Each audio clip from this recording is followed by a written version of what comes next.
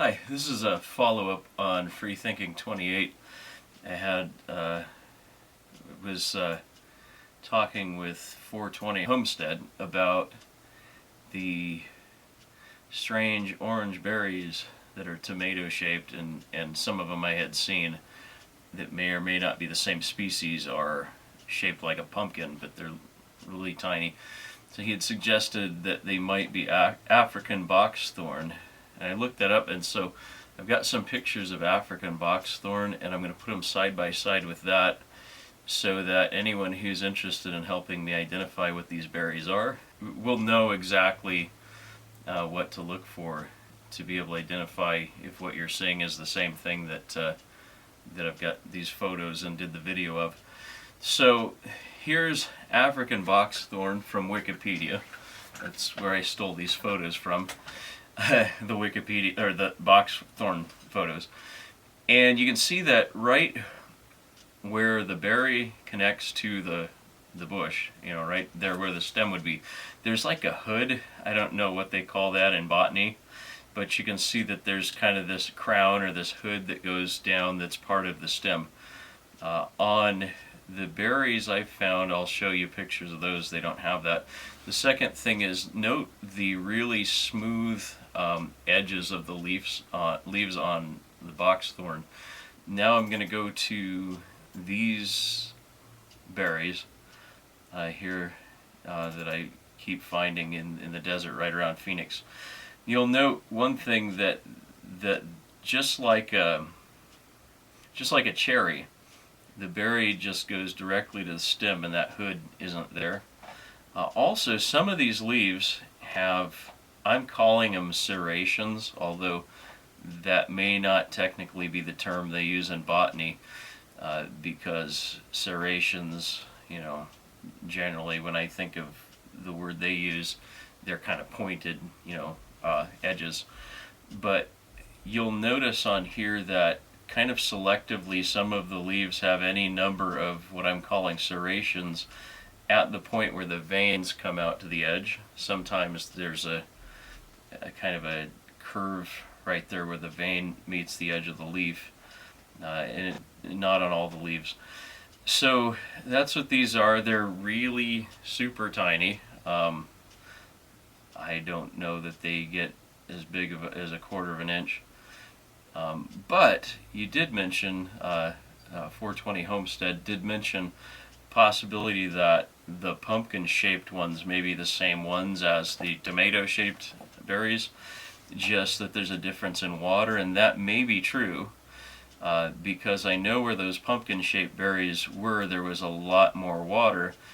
I haven't been back there in several years because they built the freeway through there, and I saw where they were marking out where the freeway was going to be. I used to camp there a lot, but they either did or didn't destroy that place. It's the only place I've ever seen those pumpkin-shaped berries, and I have to actually go try to find the place and see if when they did their freeway construction they destroyed that little cow pond area, or if those berry bushes might still be there. So okay, so after I said all those things that you just heard me say yesterday, I went out and I found the place where I used to camp a lot, where those berries were, and this was where I had my first encounter with the Sasquatch. Here was the exact spot where I was introduced to the Sasquatch. There's a giant, massive Palo Verde tree. I'm talking, how tall is that? 100 feet?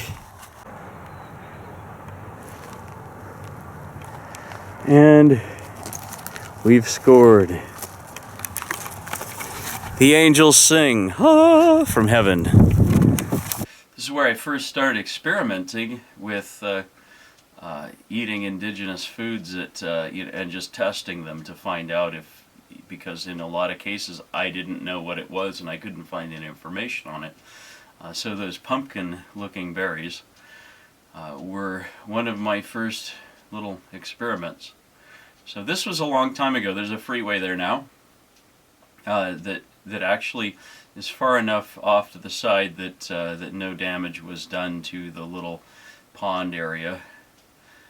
So the actual pond itself and all those bushes and everything have been untouched, which is good because it's berry season.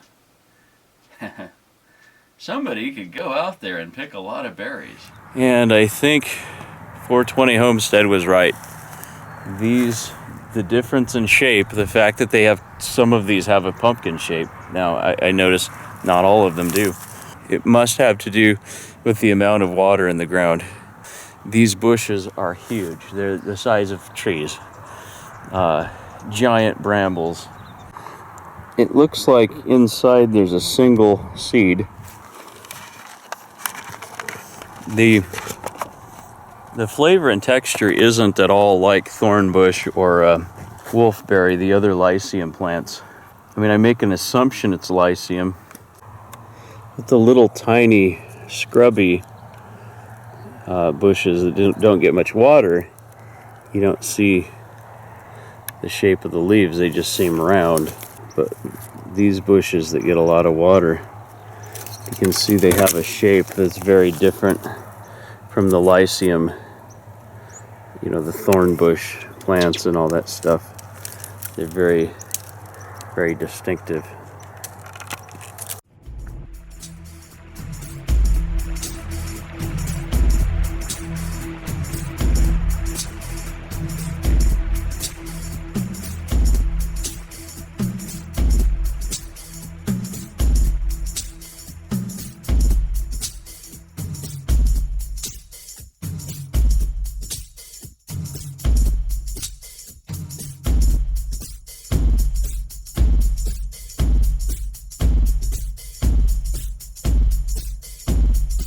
Feels like coming home again for Thanksgiving.